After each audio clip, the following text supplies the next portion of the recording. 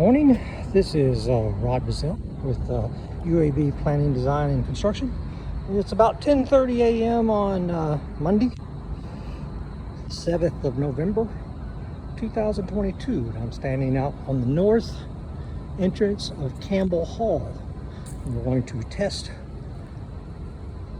the auto door opening system.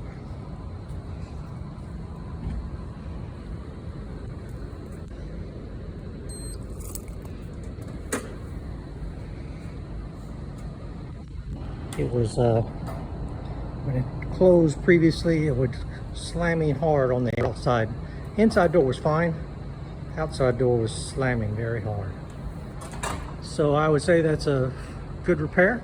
Thank you, Mullins Building Products, for your assistance, and have a nice day.